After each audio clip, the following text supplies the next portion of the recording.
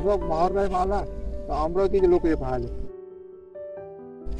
पद्धतशीर म्हणजे थोडीशी शेती करायची, फुलाची, थोडीशी वांगे, पत्तागोबी, फुलगोबी, गहू, जे काय कोण चना, म्हणजे त्या 3.5 लाखाचंच पीक काढून.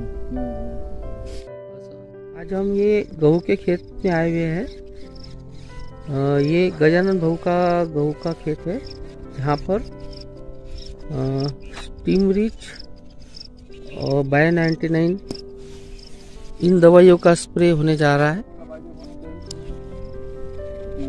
20-20 मिक्स करायचं बियाणं. तिच्या बियाणं चालत फक्त गव्हातच 20-20 चालत, सोबत खतनाशक मिक्स करून निघत नाही. गव्हाचं असं आहे तर तुम्हाला जितक्या पद्धतीने पतला पेरायचा तितक्या पद्धतीने तुमचे नवीन मला प्रॅक्टिकल आहे सोयाबीनचं. तुम्हाला जर एकरी 25 किंवा 25च्या कमी टाकायचं असन रिसर्च बियाणं असन तर चना मिक्स करायचा. चना मिक्स एका बॅगले 5 किलो चना मिक्स करायचा. दोन्ही बियाण्याची प्रतवाली सारखी आहे आणि दोन्ही प्रतवाली सारखी असल्यामुळे ते पडताना सारख्या प्रमाणात पडते. म्हणजे तुम्हाला जे झाडात ते डिस्टन्स पाहिजे डिस्टन्स चण्यामुळे भेटते. आणि चना 5 किलो गमावल्यामुळं तुम्हाला दुसरा एक फायदा असा होते का चण्याच्या काही दिवसच पावसाळ्यात पिकते झाड. त्या 15 दिवसात त्याला जे खालून गाठी तयार होते त्या गाठी नत्राच्या गाठी आपल्या सोयाबीनच्या झाडाला उपलब्ध होते. बरोबर, अगदी बरोबर. म्हणजे त्याचं खाद्य तयार करून ते मरून जाते झाड. आणि तुम्हाला दिष्ट नाही भेटलं मग गेला किती तुमचा 5 किलो चना. मग ते 5 किलो चना वाया नाही गेला, तुम्ही त्या झाडाला खाद्य तयार करून दिलं त्या 5 किलो चना. बरोबर आहे ना. हे एक तंत्र आहे. त्याच्यानं मी 5 किलो चना पर बॅगी टाकतो. आणि मातीचे चणे असते की नाही ते ठेवत नाही, सफा करत नाही, त्याला चांदीतून काढून देतो. स्पेशल एक पोत आपल्या वावराला खत म्हणून टाकून द्यायचं प्रत्येक बॅगेला 5 किलो. असं त्यांना फायदा लय होते.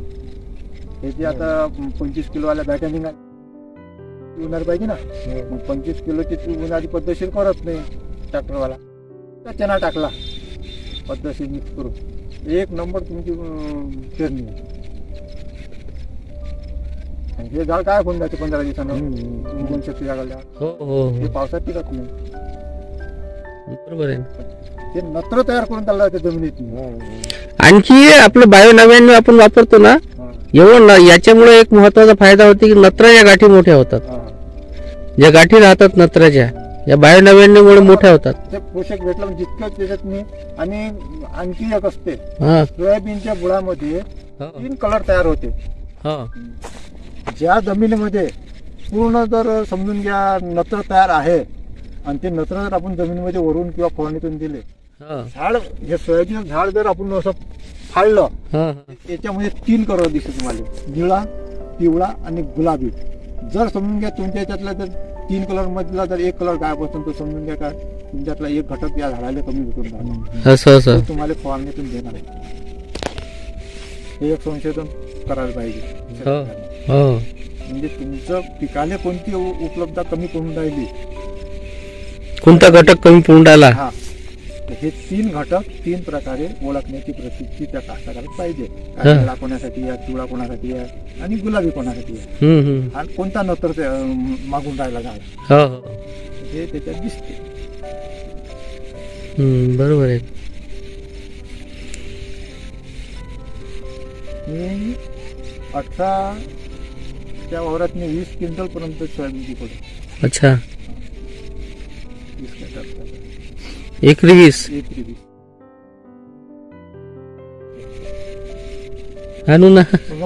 म्हणजे शेती विभागातले आता या 2 वर्षापूर्वी काम बंद केले. नाही तर शेती विभागाची मला बोलावणी आहे. त्या इथे ते म्हणजे शेती शाळेचे प्रोग्राम असले पहिले भाषण माझं आलं असं. तुम्हाला काय पाहिजे नवीन टेक्निक. आता लोक समजून घ्या तुरी ते मोर प्रमाण येते. तुरीचं मोर प्रमाण बरेचशे शेतात काही जाती नाही जमत. साध्या उपायानं जमते. बियाणं पेरताना जर तुम्ही डवरे मारताना तर डवऱ्याच्या याला जर आपण सिमेंट साधं सिमेंट खालून छिद्र पाहायचे डब्याले हा. डब्यात भरायचं डवरे हाणणाऱ्याला म्हणा हे डब्यात खाली झालं का 2-4 दिवस झाल्यानंतर पाहायचं त्याच्यात परत टाकायचं म्हणजे ते ऑटोमॅटिक त्या तासानं पळत जाते ते सिमेंट. तसं 3 किलो सिमेंट तुम्ही वारंवार फेकू शकत नाही. नाही 3 किलो सिमेंट पद्धतशीर पडते एका डब्याला 5 ते 6 छिद्र असले तर त्यातून ऑटोमॅटिक ते दाणे दाणे दाणे झटक्यानं डवराचे झटके पडते हो त्यानं तुरीचं मरचं प्रमाण कमी होते. हो हो त्यात जर अशी खोडकिरी असली तर मर पडते. बरोबर आहे उद्याचे आणि हातानं सिमेंट टाकलं तर हाताची साल जाते. हो खरं जर सिमेंट तुम्हाला 100% जर सिमेंट भेटलं तुम्ही हात जर लावला तुमच्या हाताची साल जाते. सिमेंट तर पहिलेच तर तसं हानिकारक आहे ते. हानिकारक आहे. पण ते वर्षाच्या म्हणजे 2 वर्षातून 1 वेळा वापरण्यात यावं शेतीमध्ये. हा. पण त्याचे घटक वर्षभर शिल्लक असते. हा. कोरटी आणि थिमेट हे असे खतरनाक पीक हा. आहे घटक आहे. आणि त्याच्यानंतर DDT येत होते पहिले आपल्याजवळ हा. BSC येत होतं आता BSCच्या नावावर लेंडेन म्हणून आलं. हो हे सगळे घटक हे हानिकारक होते. बरोबर याचा वापर चांगला होता केल्यानंतर चांगला होता ज्याला माहित होतं त्याचं टेक्निकल हा हा त्याच्यासाठी चांगलं होतं. ज्याला टेक्निकल माहित नव्हतं त्याच्यामुळे शेतीत ते काही घटक बंद झाले. बरोबर आहे ना. पण अजूनही थिमीट वापरते का लोक? हा वापरते वापरते ना. ते वापरण्याची पद्धत आता कोणी आता भस्कन आणते आणि टाकून देते आणि मग त्यांना काय होतं मग ते झाडच नाही वळून राहिलं ते आता ते काही टाकून देते असं जुंबळल्यासारखं झालं. हा. त्याचं प्रमाण जास्त झालं का थोडं आपला प्रभाव जावं त्याने. बरोबर आहे बरोबर. तसं एकरी 3 किलोच्या वर वापरण्याची हे नाही त्याची क्षमता नाही एकरी 3 किलो ते वर्षातून एकच वेळ जमिनीमध्ये केलं पाहिजे. हो हो नाही तर ते जमिनीला घातक आहे. जमिनीला घातक काय ते जमिनीची मित्रकिडी मारते ना. मित्रकीड मरून जाते. मित्रकिडी मारते ना. बरोबर आहे. आणि विशेषतः पिकासाठीच वापरण्यात आलं पाहिजे. हो म्हणजे कोणत्याही साठी चालते म्हणून देण्यात नाही यावं. बरोबर आहे बरोबर आहे. ज्याला खोडकिडा लागते हो मर रोग आहे समजा. रोग आहे, पराठी झाली अशाच झाली मिरची झालं हो पराठी झालं तुमची तूर झाली हो अशा झाली. बरोबर आहे ना. वापरू नये. आता लोक वांगे टाकते वांगेले टाकते. बरं बऱ्याच लोकांचा प्रॉब्लेम एक असा आहे की जसं चुरडा येते. आता चुरड्यासाठी कॉन्फिडर हा बेस्ट आहे माझ्या हिशोबानं. हा कॉन्फ्युटर आहे हे आहे जे म्हणजे लिप मायनरचे जे हे आहे हो ज्याच्यावर लिप मायनरचा रोग येते. हा हा म्हणजे पानातून चालणारी अळी हो हो हो लिप मायनर म्हटलं आहे. बरोबर आहे. हा, तर लिप मायनर हे 3 प्रकारची आहे. हा एक अळी पिवळी आहे एक अळी काटेला आहे हो आणि एक अळी निळ्या रंगाची आहे. हो मग त्याच्यातला कोणती आहे त्याच्यासाठी मग ते घटक वेगवेगळे वापरायला लागते लिप मायनर मध्ये. बरोबर आहे बरोबर आहे. त्याच्यातनी म्हणजे ते जशी आपली काकडी आहे काकडीतनी पिवळी लिप मायनर येते. हो टमाट्यात पिवळी लिप मायनर येते आणि टरबूज मध्ये काळी येते. हो हो हे संशोधनच नाही करत लोक. चांगला अभ्यास आहे त्याचा. हे संशोधनच नाही करत. मी एक अनुभव असा घेतलाय जसं समजा पराठीवर चुरडा येते ना हा. पराठीवरचा तर साधारणतः जे भुरभुरीचे रोग आहे हो म्हणजे पांढरीची भुरी आहे हो जे पांढरी भुरीमुळे पराठीवर कोकळा येते. तर- ती भुरी जर खतम केली तर पराठीवर कोकळा येत नाही. बरोबर आहे. भुरी हे खालच्या साईड नसते जे फंगस म्हणतो आपण. हो हो तर कॉन्फिडर सोबत त्याला स्टीम रिच आणि बायोनव्याने मारायला लावलं मी. कॉन्फिडर घे म्हटलं कॉम्प्युटर 1 नंबर औषध आहे. आणि त्याच्यासोबत स्टीम रिच बायोनव्याने मार म्हटलं तर त्याच्यामुळे त्याला फरक असा झाला की चुरडा गेला त्याचा. हा. परंतु जे नवीन पान जे आलं कारण स्टीम रिच नवीन पान फोडते नवीन ब्रांच फोडते हा, हा. जे नवीन पान आलं ते एकदम फ्रेश आलं. बरोबर आहे. त्याच्यातले घटक खतम करून टाकले आणि जे म्हणजे ते पोषण पाहिजे होते भुरीले ते खतम झाले. हा झाड फ्रेश झालं. झाड फ्रेश झालं. फ्रेश झाल्यामुळे त्याला नव्या प्रकारचे आले. नव्हती नव्या प्रकारची आली. म्हणजे मग पहिले जो हा आला का नाही आपला येलो मोजा परतवाडा करसगाव साईडनं आला तो. तिकून असा आला परत तांदूर बाजाराकडे. तर तो येलो मोजा का आम्हाला नया अकोल्याले बाबूरावजी कडू यांच्या वावरात फक्त नुकताच सुरू झाला होता. आम्ही गेलो आणि त्याला सांगितलं आता ते आपल्या गिरी व्यापक मारा म्हटलं. पण आता येणार तर नाही, पण इथून स्टॉप होईल तो. उडीत होता नाही सर, उडीद होता. आणि व्यापक मारलं.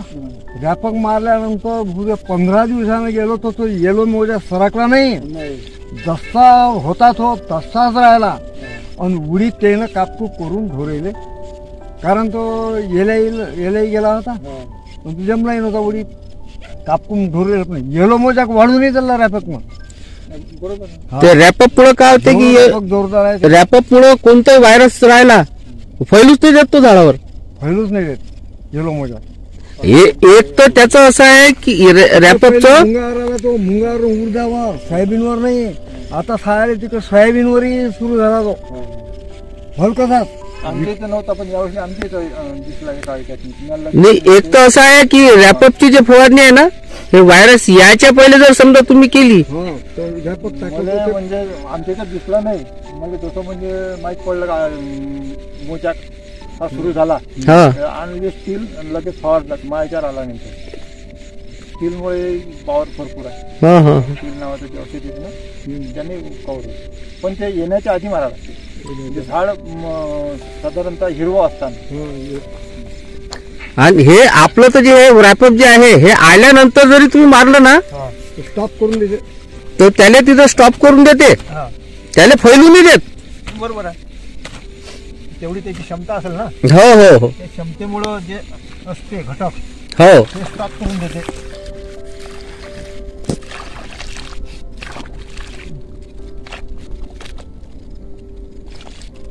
तसंच दामते. हो ओलीतोला हे सांगितलं आपण ओली घे तर खरी धानाची माती आणायला लावून टाकायला लावून आपली तरी सोडून द्या. ते रात्रीच्या वेळेले 2-3 पट्ट्या त्या वाडीतला कोरकुणं पडला आमच्या. मी बोलतो काका पाहिलं त्याचं त्याला लावायला मी फरशी दिली. तिथं फरशी ठेवली जा हे 12 नाही. आता मला तिथं खरडू पहिले मातीचा वाटवा लागत ते लावा लागत. मी ठेस तो एक पोतं बांधलं का नाही, तुम्हाला सांगितलं असतं तिथे एवढा गड्डा पडला असता. उन्हाळी साधा उपाय माहित नाही. हे बचपनात पासून आलं हे ना.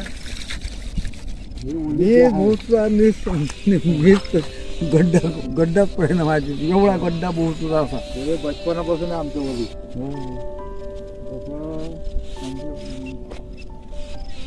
ओलीत आलं तेव्हापासून बंद झालं माझं ओली. नाही का? एकही वर्ष असं नाही का बाबा भाजीपाला किंवा ओलीत बंद झालं. मार्केटमध्ये गेलो नाही. तुम्ही काय 8 दिवस मार्केटमध्ये गेलो नाही. मार्केटचे लोक फोन लावते, अरे काय झालं बिमार आहे का. पण मार्केटमध्ये फोन येते, भाजी मार्केटमधून फोन येते. तेच म्हणजे अजूनही क्वालिटी बदलते. उद्या तर फवारणी झाली आपली उन्हाची.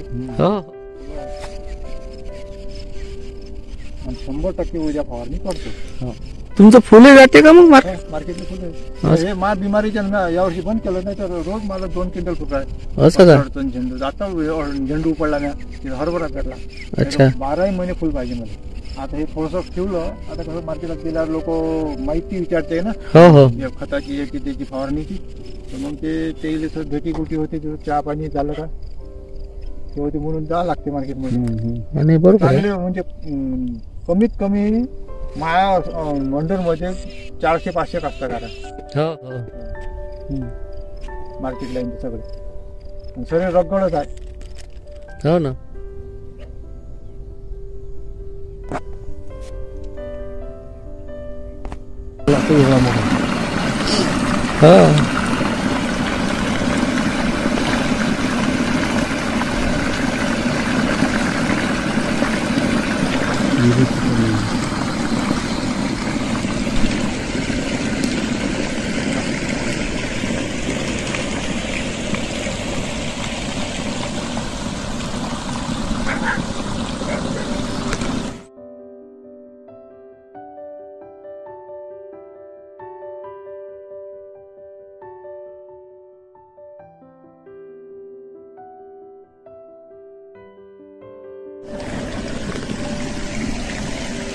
आला म्हणजे उद्या परवा दिवशीच्या हमखास फवारणी आहे. अच्छा म्हणजे मध्ये औषध लई जास्त लागते.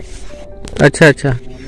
मग ते जे औषध आहे ते पहिले कुठं फवारणी करून राहिले मग? हे आपल्या हरभऱ्यावर अच्छा ते हरभऱ्यावर करून राहिले. उद्या हरभऱ्यावर फवारणी होऊन जाते. हो. परवा दिवशी याच्यावर करतो. अच्छा अच्छा अच्छा.